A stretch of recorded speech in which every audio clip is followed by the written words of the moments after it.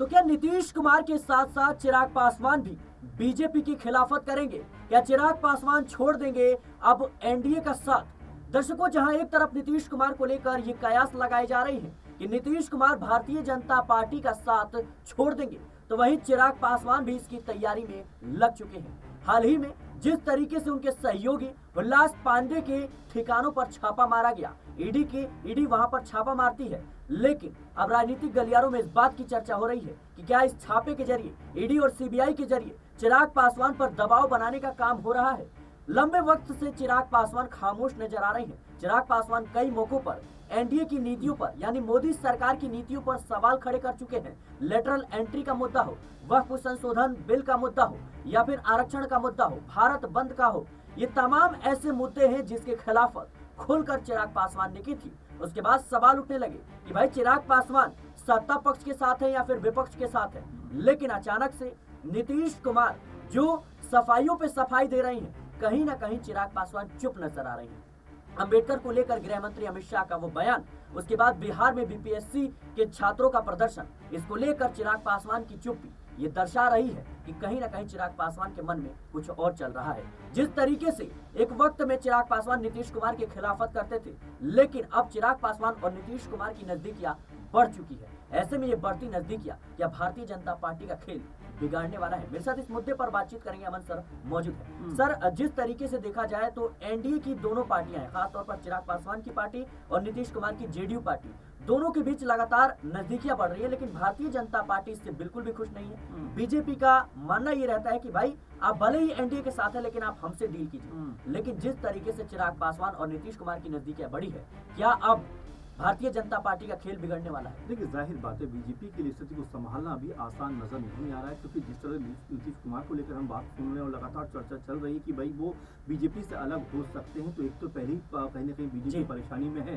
ऐसे में अगर चिराग पासवान, जिस तरह से आपने जिक्र भी किया कई मुद्दों पर, बिल्कुल इसमें कोई दोहराए की बात नहीं है कि बीते 5-6 महीने के अंदर अगर चिराग पासवान की एक्टिविटी पर नजर डाली जाए तो लगातार ऐसा लगता है कि बीजेपी की जो लाइन है उससे वो अलग हटकर सोचते हैं। और बीते दिनों ऐसी भी खबरें हैं कि बीजेपी उनके 5 में से 3 सांसदों को मिलाना चाहती है। खुद चिराग पासवान ने इसके लिए स्टेटमेंट देने को मजबूर होना पड़ा। तो ये बिल्कुल कह सकते हैं कि इसमें कोई हमें ये बात नजर नहीं आती कि इसमें कोई सच्चाई नहीं है, क्योंकि चिराग पासवान जिस तरह की बयानबाजी कर रहे हैं, चाहे जो लेटरल एंट्री की बात हो, चाहे बिहार को विशेष राज्य का दर्जा दिए जाने की बात हो, आरक्षण की बात हो, आरक्षण की बात पर तो वो ये तक कहते नजर आते हैं कि आरक्षण और संविधान पर अगर कोई यहाँ चाहती है तो मैं अपने पद को लात मारने में 2 मिनट का वक्त भी नहीं लगाऊंगा। दूसरा, जिस तरह का मंत्रालय उनको मिला है उससे भी बताते हैं वो खुश नहीं है। तो कुल मिलाकर यहाँ पर जो स्थिति है वो ऐसा लगता है कि चिराग पासवान कहीं ना कहीं जो एनडीए कुनबा है या उसमें जो बड़ी पार्टी बीजेपी है उससे कतई भी खुश नहीं है। और आप देखिए बीते दिनों से जिस तरह से उनकी चुप्पी नजर आ रही है, आप देखिए छात्रों का आंदोलन चल रहा है, उसको लेकर भी जिस तरह की खामोशी चिराग पासवान की तरफ से है वो कई तरह के सवाल खड़े कर रही है कि क्या अंदरूनी ही तौर पर वो बीजेपी से खफा नजर आ रहे हैं। ये अपने आप में बड़ा मुद्दा मिलता हुआ और बनता हुआ दिखाई पड़ता है। और देखिए, नीतीश कुमार से कुछ समय पहले चिराग पासवान की मुलाकात हुई थी, सिराज, उस समय भी ये बात कही गई थी क्या चिराग और जो नीतीश कुमार है क्या गठबंधन कर सकते हैं, क्योंकि अगर बीजेपी से अलग होते जो नीतीश कुमार तो क्या आरजेडी के साथ जाएंगे या फिर अपना एक अलग गुट बनाते हुए दिखाई पड़ेंगे। क्योंकि नीतीश कुमार ने साबित कर दिया है कि भले ही वो कह सकते हैं कि उम्र दराज नेता के तौर पर उनको कहा जाता हो, लेकिन अनुभव उनके पास इतना ज्यादा है कि वो अपनी राजनीति को इतनी आसानी से खत्म नहीं होने देंगे। आप देखिए जिस तरह से चाहे बीजेपी के साथ रहा हो, चाहे आरजेडी के उनके साथ रहा हो, लेकिन मुख्यमंत्री के तौर पर नीतीश कुमार ही नजर आते हैं। और अब जब बीजेपी की तरफ से कहा गया कि भाई मुख्यमंत्री उनके कुनबे से होना चाहिए, उनकी तरफ से होना चाहिए, तब भी जेडीयू की तरफ से बात कही जा रही है कि भाई 2025 का जो चुनाव होगा वो नीतीश कुमार की अगुवाई में ही होगा। तो कुल मिलाकर स्थिति यहाँ पर ये नजर आती है कि जो नीतीश कुमार है वो भी अपने लिए माहौल बनाते हुए दिखाई पड़ते हैं। दिल्ली आते हैं, कांग्रेसी नेताओं से मुलाकात करते हैं, लेकिन बीजेपी से नहीं मिलते। उससे पहले उनकी मुलाकात, जैसा मैंने आपसे कहा, कि चिराग पासवान से भी होती है। तो क्या यहाँ चिराग पासवान और नीतीश कुमार मिलकर कोई बड़ा खेल खेल सकते हैं? क्योंकि बिहार को विशेष राज्य के दर्जे के ऊपर जो लड़ाई है वो काफी लंबे वक्त से चल रही है। और अब भी बीजेपी की तरफ से कह दिया गया या फिर सरकार की तरफ से कह दिया गया कि भाई ये तो नहीं हो सकता। तो कुल मिलाकर स्थिति ऐसी बन रही है कि नीतीश कुमार और चिराग पासवान अगर खफा होते हैं, बीजेपी कुनबे से अगर विदा होते हैं, तो यहाँ पर बीजेपी के लिए न सिर्फ बिहार में सिराज बल्कि केंद्र में भी भारी मुश्किल आ सकती है, क्योंकि दोनों को अगर मिलाकर देखा जाए तो 17 सीटें हो जाती हैं और बीजेपी के पास इस समय अगर मिला जुला कर देखा जाए, क्योंकि 240 पे बीजेपी है और इसके अलावा जो बाकी कुनबे को जोड़कर देखा जाए तो 294 सीटें हैं। तो कहने का अर्थ ये है कि अगर यहाँ से 17 सीटें कम हो जाती हैं तो ये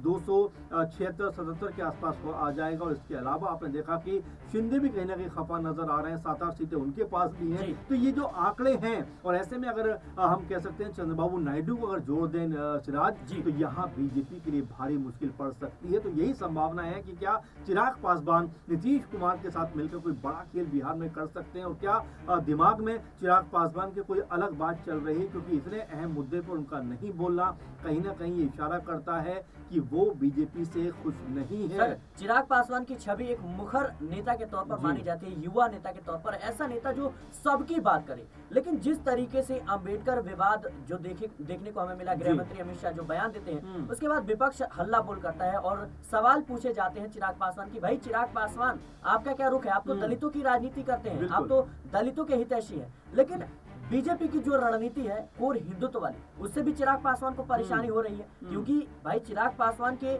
जो वोटर्स हैं दलित है, अल्पसंख्यक है, यानी मुस्लिम वोटर्स भी हैं, और छात्र जो युवा है वो भी चिराग पासवान को पसंद करते हैं। तो तीनों ही मुद्दों पे बीपीएससी छात्रों का, उसके बाद अंबेडकर को लेकर गृह मंत्री अमित शाह का बयान, उसके बाद जिस तरीके से कोर हिंदुत्व वाली रणनीति बीजेपी की रही है। देखिए बिल्कुल, जिस तरह से हम देखें गिरिराज सिंह ने जब हिंदू स्वाभिमान यात्रा निकाली थी, इसमें आपको याद होगा कि अरुण भारती जीजा जी भी है, सांसद ने जमुई से, उन्होंने एक बात कही थी कि भाई ये यात्रा जो है वो तर्क संगत नहीं है, क्योंकि हमारा जो पूरा देश है, सब लोग हमारे हैं, एक तरफा अगर हम काम करेंगे वो ठीक नहीं है। वहीं पे नीतीश कुमार की तरफ से भी बात कही गई कि भाई नीतीश कुमार की छवि इस तरह की नहीं है कि वो कट्टर हिंदुत्व को बढ़ावा देते हुए नजर आते हैं, वो एक ग्लोबल लीडर है, ये सब बातें कही गई। तो ऐसे में आप समझ सकते हैं कि जो कोर हिंदू की पॉलिटिक्स है, जो एक कट्टर हिंदुत्व की पॉलिटिक्स है, वो चिराग पासवान भी नहीं करते हैं, नीतीश कुमार भी नहीं करते हैं। और यही वजह है कि बीजेपी के साथ वो है तो, लेकिन वो कह सकते हैं कि वो पूरा पुख्ता तौर पे जो चीजें नजर आनी चाहिए वैसी दिखाई नहीं पड़ती। हाँ, ये जरूर है कि साथ में तो खड़े हैं, लेकिन जैसे ही कोई इस तरह का मुद्दा आएगा, कोई बड़ी बात नहीं कि चिराग पासवान अपने हाथ वापस खींचते हुए नजर आ जाए, नीतीश कुमार अपने हाथ वापस खींचते हुए नजर आ जाए, तो संभावना अलग बन सकती है। जैसा हम आरजेडी की बात कर रहे हैं कि ये कह रहे हैं कि भाई नीतीश कुमार आ जाए, हमारे दरवाजे खुले हुए हैं, और लालू यादव भी बोलते हैं, चिराग नीतीश जो तेजस्वी है वो भी बोलते हैं। लेकिन यहाँ पर अगर चिराग पासवान जिस तरह से खामोश है, और एक तरीके से कुछ दिनों पहले भी देखा गया था कि चिराग पासवान ने तेजस्वी के प्रति अपना नरम रुख कहीं ना कहीं दिखाया था, तो ये तमाम जो चीजें हैं, तमाम जो तवज्जो देने वाली बातें, ये कहीं ना कहीं इस बात को साबित कर रहे हैं जरूर बिहार में कोई बड़ा फेरबदल होने वाला है, कोई बड़ी कह सकते हैं यहाँ पर जो पॉलिटिकल उठापटक है वो होती हुई नजर आ सकती है। इसमें चिराग पासवान एक बड़ी भूमिका निभा सकते हैं, क्योंकि चिराग पासवान पॉलिटिकल तौर पर देखा जाए तो काफी यंग भी हैं, 2-3 बार के सांसद भी हैं, तो ऐसे में जिम्मेदारी उनकी बनती है, और कहीं ना कहीं वो लेना भी चाहते हैं कि भाई अगर बिहार में मुख्यमंत्री बनने का अगर उनको मौका मिले तो जाहिर बात है कि वो अपने आप को बढ़ाते हुए नजर आएंगे, क्योंकि नीतीश कुमार यहाँ पर उम्र दराज है। जाहिर बात है कि कहीं 50-50 का उनके अंदर कोई समझौता ना हो जाए कि भाई आधा टर्म आप रहेंगे, आधा टर्म मैं रहूंगा, और इस तरह से वो बिहार की राजनीति में अपने आप को मजबूत करते हुए नजर आ जाए। क्योंकि चिराग पासवान अपने पिता को हमेशा आगे रखते हैं कि भाई उनके पिता ने जो राजनीति की वही तरह की राजनीति वो भी करना चाहते हैं। लेकिन अगर रामविलास पासवान की बात करें तो वाकई में उन्होंने जिस तरह की राजनीति की थी, वो हिंदू मुस्लिमों को लेकर चलने वाले नेता माने जाते थे। ऐसे में अगर चिराग पासवान के सामने ये ऑप्शन आएगा कि वो क्या करें, तो मेरे ख्याल से वो अपने पिताजी की तरफ जाना चाहेंगे। जिस तरह की पिताजी ने उनकी राजनीति की वैसी राजनीति करेंगे, तो यहाँ पर बीजेपी से फिर उनको अलग होना पड़ सकता है। जी बिल्कुल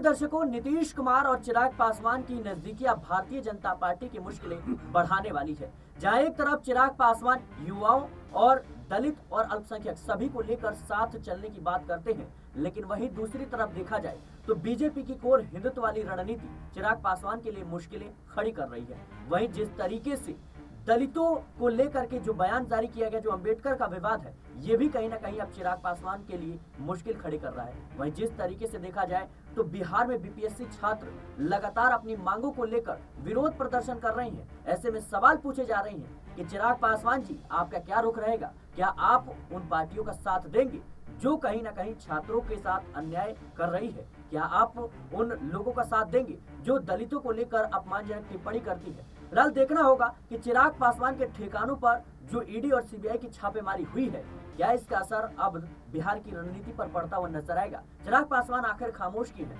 सवाल अभी भी बना हुआ है। फिलहाल इस रिपोर्ट में इतना ही। देश और दुनिया की तमाम खबरों के लिए बने रहे नेक्स्ट 9 पॉलिटिकल बाइट।